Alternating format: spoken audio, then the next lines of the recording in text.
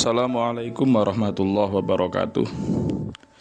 Nerusaken waosan kitab Lubabul Hadis susunanipun Syekh Imam As-Suyuti kanthi penjelasan kalian kitab Tangqihul Qaulil Hadis susunanipun Al-Allamah Syekh Muhammad bin Umar Nawawi Al-Jawi rahimahumullahu taala. Mugi-mugi anugerah saking Allah, amal jariyahipun, ilmunipun tansah lumeber dumateng Syekh Suyuti lan Syekh Muhammad bin Umar Nawawi Al-Jawi. Lanjutaken bab ingkang kaping 9. Bismillahirrahmanirrahim. Qala al-muallifu rahimahullahu taala wa nafa'ana bihi wa bi'ulumihi wa ada alaina min barakatihi fid dharaini amin. Al-babu tasi'u bab kang kaping 9 iku fi fadilati sholatil jamaati, ing dalam jelasake keutamaane salat jamaah. Bab yang ke-9 ini menjelaskan tentang keutamaan salat jamaah. Ini untuk salat jamaah ini keutamaannya saya kira sudah maklum. Jadi kita membaca ini untuk mengingat-ingatkan kembali kepada kita semua atas fadilah dari sholat jamaah, dan semoga dengan telah dibacakannya bab ini kita lebih semangat lagi untuk melaksanakan sholat secara berjamaah.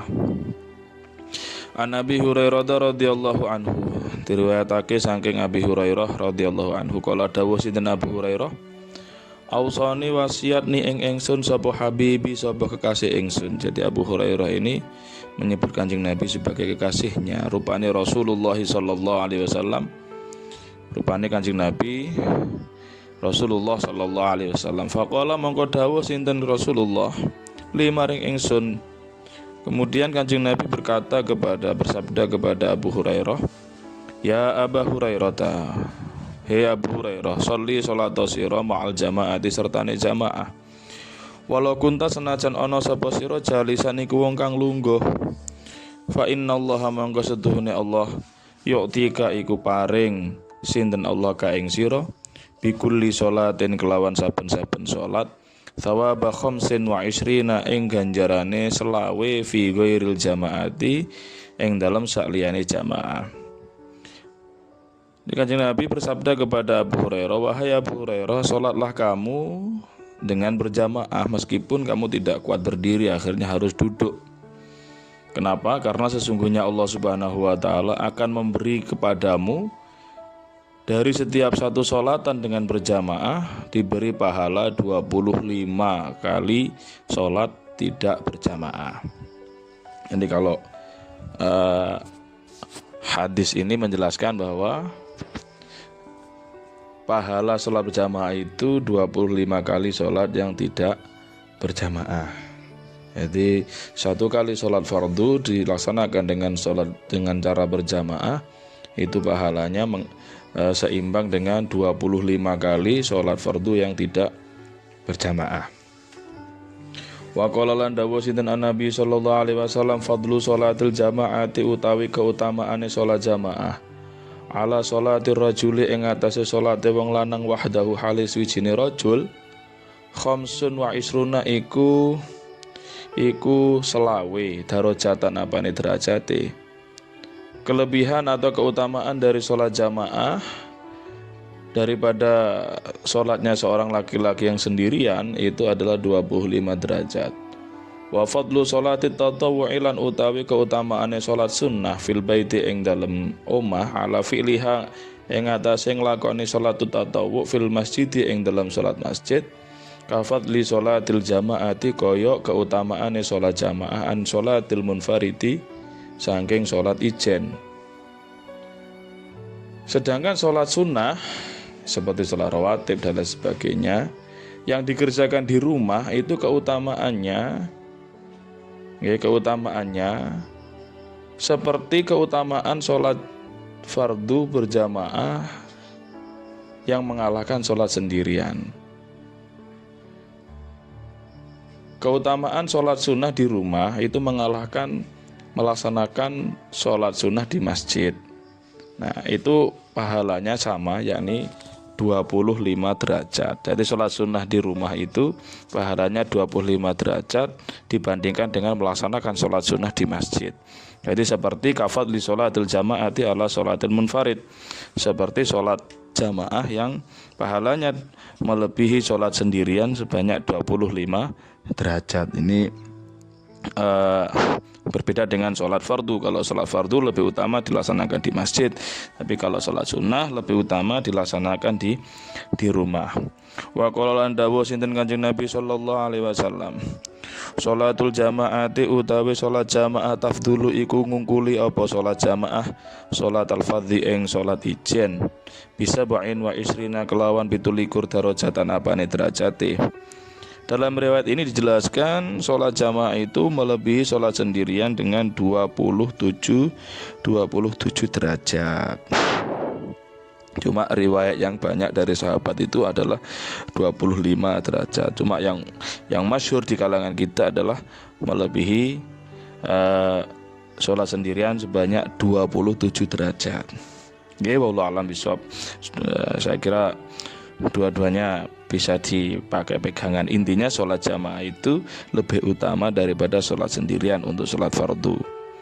Wa qala lan dawuh sinten Kanjeng Nabi sallallahu alaihi wasallam, afdhalus sholawati utawi utama-utamane sholat pira-pira sholat indallahi taala munggu Allah subhanahu wa taala iku sholatus subuhi iku sholat subuh yaumal jum'ati ing dalem dina Jumat fi jama'atin ing dalem jamaah sautam.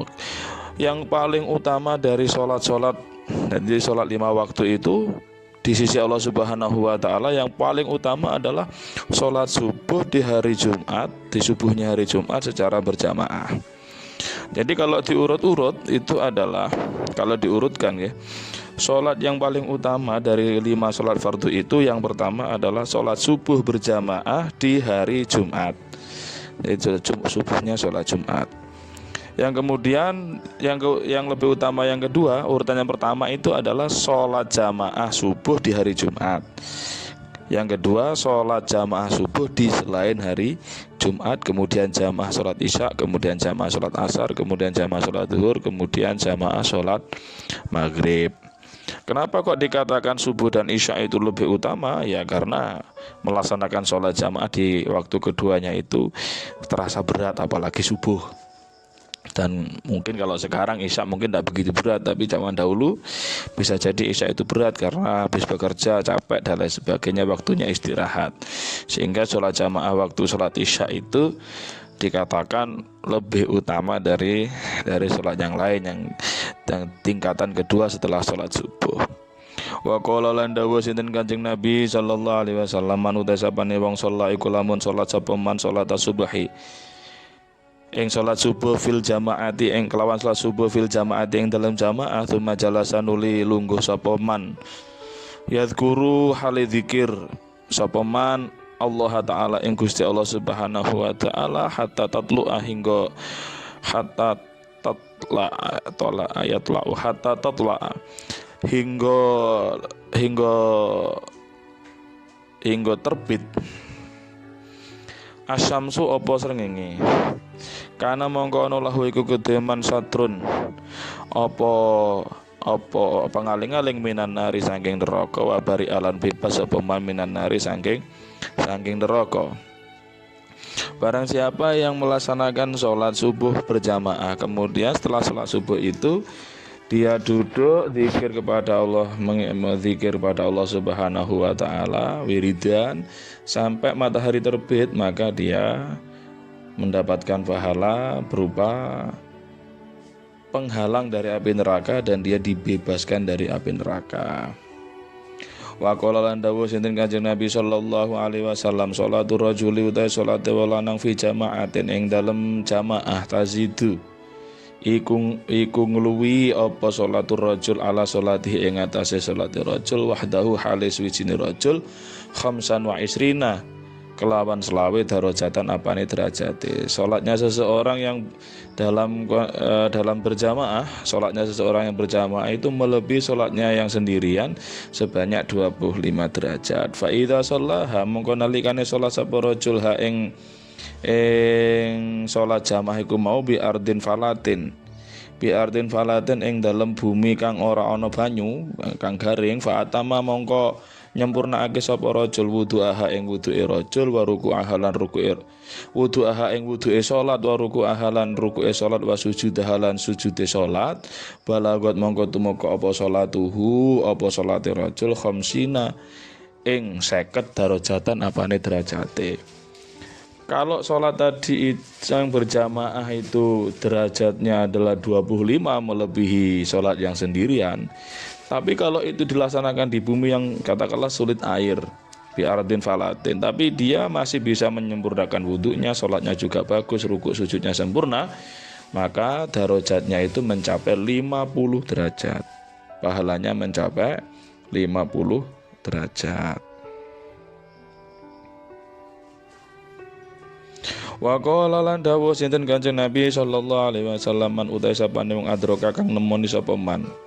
Utawa man utai sapane wong adroka iku lamun nemoni sapa man al jamaata ing jamaah arba'ina. Ing 40 yauman apane dinane kataba mongko nulis sinten Allah Gusti Allah lahu kangge man.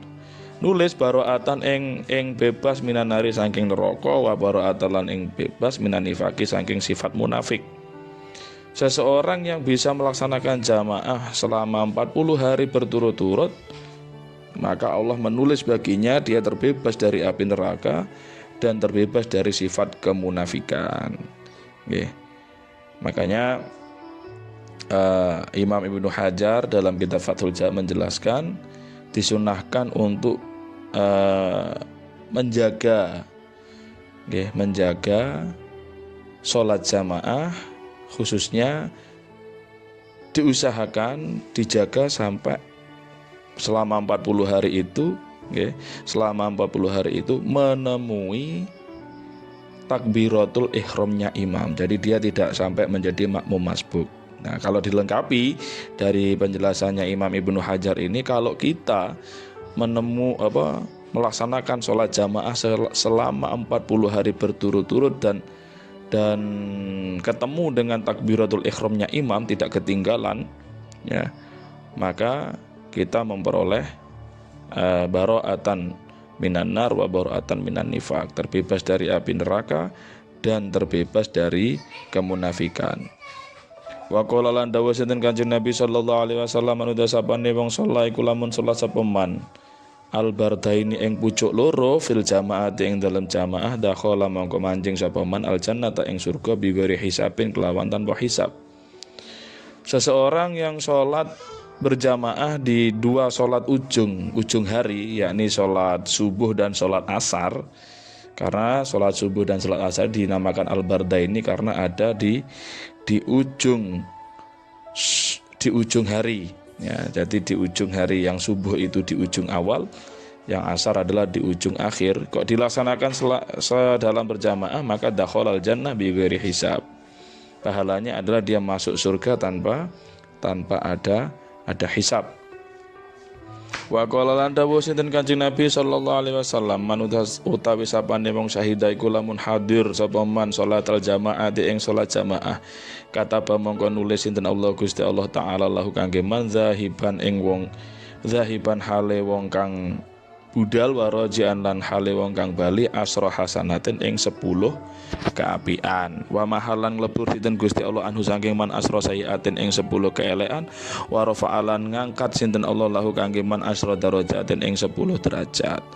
Barang siapa yang menghadiri sholat jamaah, maka Allah menulis baginya berangkat dan pulangnya itu ditulis sebanyak 10 kebaikan, dan Allah melebur darinya 10 keburukan, 10 dosa kecil, wa rafa'alan, dan Allah mengangkat baginya 10 derajat.